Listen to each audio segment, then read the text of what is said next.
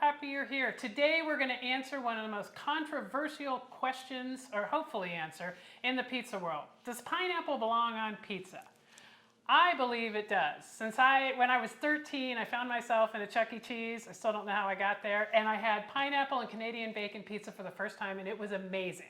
But Rich, not a fan, really. No, and I can't really pinpoint why I don't like pineapple on pizza, but I've just never been a fan.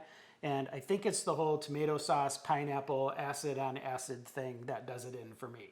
Well, but anyways, never been a fan. It's okay that you're not a fan, but I cannot understand how you do not love the sweetness and acidity mixed with the saltiness and fattiness of the ham, the pineapple and the ham. But that's okay. We all have different tastes. Yeah. But today, we're going to make 2 pizzas with the one goal of having Rich say, hey, maybe pineapple does belong on pizza. I'm going to be making a dairy-free pizza that's very pineapple forward, and Rich is making... I am making a Detroit-style pizza. And do you know why I chose Detroit-style pizza? Why? Do you know where Hawaiian pizza came from? Hawaii, maybe? No. Windsor, Ontario, Canada. Well, gee, that is so obvious. Of course it is. Which is actually to the south of Detroit. So I thought, to be in the same region, let's do a Detroit style. Okay, that sounds wonderful. So you're going to make your pizza first, then I'm going to make my pizza, and then we're going to come back and taste, and you're going to say... Pineapple might be okay on pizza? Yes. Okay, let's get cooking. All right, so I'm going to get started with our Detroit style pizza. So what I've decided to make today is a pulled pork barbecue pineapple Detroit style pizza. First, we're going to do our cheese. I've got about a 75%, 25% blend of mozzarella and a sharp cheddar. And again, one of the things, I think the other thing I don't like about pineapple pizza is it's typically the star of the show. So pineapple in my pizza is going to be a supporting actor. So one of the things we want to do here is you can see I'm going around the outside edge of my pizza first. One of the best characteristics of a Detroit style pizza is that crispy caramelized cheese around the edge. So I want to make sure I get lots of cheese down and around the sides of the crust. And then I'm going to go ahead and fill in the center. That looks just about perfect. And now we're going to get our insanely delicious pulled pork on top of there. And if you haven't seen that video yet, we'll put a link up in the corner. Go check that out. It's done in an Instant Pot for those of you that don't have access to a smoker. And trust me, it is delicious. So we're going to go ahead and get a nice layer of that on there. So we want to make sure that we get pork in every single bite. Okay, that looks pretty good. I'm going to grab my towel and wipe my hands off here.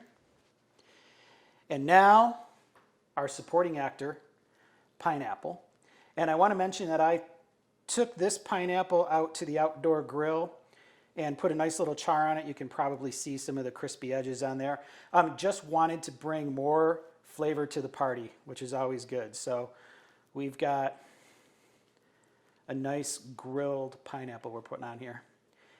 And again, against my better judgment, we probably do want to actually get pineapple in every bite. So we're going to get that nice and spread out evenly. Okay, now we're going to get our barbecue sauce. And we're just going to run 2 nice strips right down each half of the pizza. Why don't you put sauce on the bottom? That is a great question. So the hallmark of Detroit-style pizza is sauce on the top, not underneath the cheese, because it makes your crust soggy. Oh, okay. And the other thing is you notice I don't coat the entire top of the pizza. There's just 2 thin strips. So when we cut this, you'll still get sauce in each bite. And the next thing I want to do is I'm going with some sliced jalapenos. Again, it's my intention is to kind of cut down the flavor of the pineapple, bring a little bit of heat to the party. These are sliced fresh jalapenos. I'm not using the pickled variety here. And since I'm putting these on the top, they're going to get nicely charred, which will bring even more flavor. One thing to note is when our pizza comes out of the oven, I'm going to put some toasted sesame seeds. And If we want to talk about another controversial topping, could probably be cilantro. I think we can make a whole other video about cilantro. Either has a love or a hate relationship. It would be a love story, or that goes bad. Yeah, exactly. So this is going to bake in the oven 400 degrees, approximately 20 minutes, and then we'll take a look at it. Sometimes I like to add a little bit of extra color, so after that 20 minutes, I'll turn the broiler on and just put it under the broiler for a couple minutes.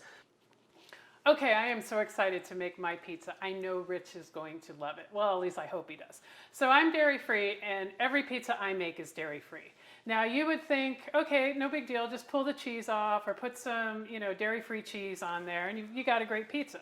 Well, first and foremost, I can't stand any of the cheese replacements that exist. They don't taste anything like cheese. They don't have the texture. I'd rather not have any cheese than eat that. So what my goal is with a dairy-free pizza is to make it so delicious with all the ingredients you don't even miss the cheese. That's the goal, and I think we're going to achieve it with this pizza. So what I did when I was doing some research, I knew I had to come up with this amazing pizza to beat Rich. Not that this is a competition, but to get him to like pineapple. So I stumbled across this pineapple pork adobo recipe, which is involves cooking the pork shoulder with the pineapple. It's very involved, but I took bits and pieces out of it, and I made a sauce of pineapple and tamari and gluten-free oyster sauce and also some rice vinegar, and that's going to be my pizza sauce. And I'm going to be pretty liberal with this because, again, with a dairy-free pizza, you got to bring a lot of flavor. Otherwise, it's just going to feel like a less than pizza, and nobody wants that. So I'm going to spread this around. It's still a little chunky. The pineapple's in there. I cooked it down. Almost all the moisture's gone. It's got this beautiful salty sweetness to it because of the tamari. So I'm just going to use all that. There we go, and I spread it out a little bit wider here. Okay, and now the pork, obviously the second star of the show, because for my pizza, the pineapple is the star of the show, and the pineapple flavor. Now, what's interesting about dairy-free pizzas, or at least the ones that I make, the majority of the ingredients seem to go on after we cook the pizza. Now, we don't have any cheese to melt. We don't have any creaminess there to bring to the pizza. So I add a ton of ingredients afterward. Now, I've got the pork and the sauce here, but when this comes out of the oven, it's going to get another 5 ingredients. And when we come back to the pizza reveal, I'll show you all those. So right now, I'm going to get this in the oven. It's not going to take long. Really just got to cook the crust. And by the way, the crust is, of course, a gfexplorers pizza crust made with our pizza flour blend, or flour blend, which you can find on the website. So when we come back, we're going to have a taste test of both pizzas. All right, I just took the Detroit-style pizza out of the oven, and you can see the bubbly edges around the corner. It looks very oily right now. So what we want to do is we want to give this a few minutes to just relax and let the oils reincorporate into the cheese and soak up into the crust and just kind of rest for a few minutes. So Victoria, this is looking pretty good. So why don't you tell us? I'm very excited about this. So I had the same thing with my pizza when it came out. There was not a lot, but a fair amount of moisture. And so I knew that it would reabsorb into the crust, so I just let it sit. So like I mentioned when I was making the pizza before it went into the oven, I have actually 6 ingredients that are going onto this pizza now. Because think of a dairy-free pizza like a meal on a pizza crust. You've got to have so many flavors, lots of strong flavors, so you really don't feel like you're missing the cheese. So when I put a lot of ingredients on a pizza after it's baked, I like to cut the pizza first, so that way I'm not cutting all the toppings and moving them around. So I'm just going to give this a standard 8-slice pizza cut here. That's a heck of a knife. Yeah, it's 12 inches, 14 inches? I don't know. It's not how big it is, it's how you use it, right? I don't know if that applies to knives. Okay, so I am good. I'm going to wipe this off because I know you're going to need that. It smells really fantastic. Yeah, I am super excited. I can see the caramelization. I cannot wait to finish topping and eat this. Are you ready, or do you need to? Nope, keep going. I want to let this rest just a little bit longer and let some of these incorporate kind of back in. Okay, so what I made to give the pizza a little creaminess, is that a creamierness? Creamierness, that's a new word. I made a little crema.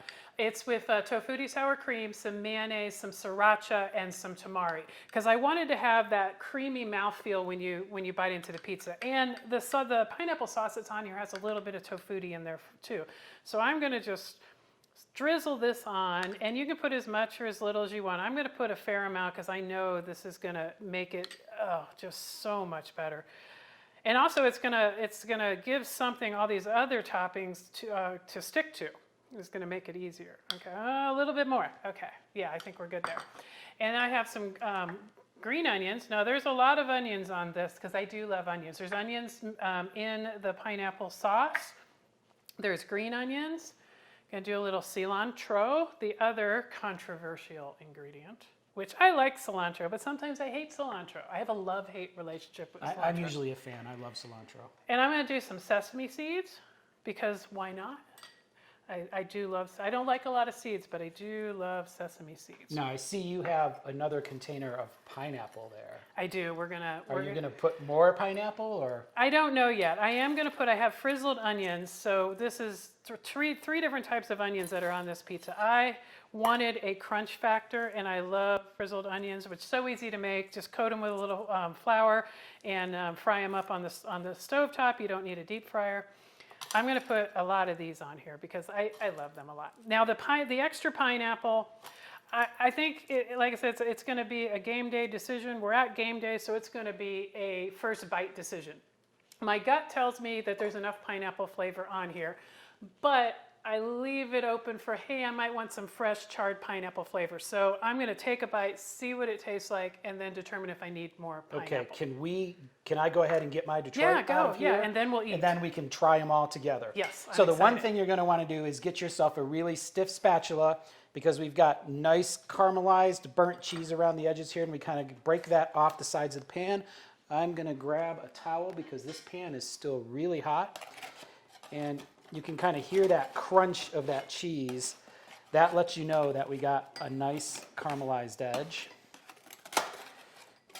That would be a really amazing pizza if it didn't have cheese and on it it. didn't have jalapenos, because Well, I don't do spicy. We have to find a way, and maybe this is a challenge for you, to get this nice caramelized crispy edge without cheese. Well, I must say that I might have already experimented a little, and I might have a way. That could be a video coming up. So one of the things about your steel Detroit pan, guys, is the more you use it, the better it gets. And you can see it. We've used this one. Victoria, could you grab that? Yep, We've used this one quite a few times, so slides right out. right out of the pan. Oh, Oh, look at all that cheese. cheese right there. We'll save that for later. And let's go ahead and get the pan out of the way. And we're going to get 6 pizzas out of this. So lengthwise, I'm just going to go right down the middle. And then widthwise, I'm going to go in thirds. Just like that. We get to eat. We get to eat. I'm also going to hit mine with a little bit of cilantro Cilantro. over the I've top. And also, just because I love the toasted toasted sesame seed. Toasted option. pine nuts would be really good on that too. That would be good. Now that you mention it. Okay.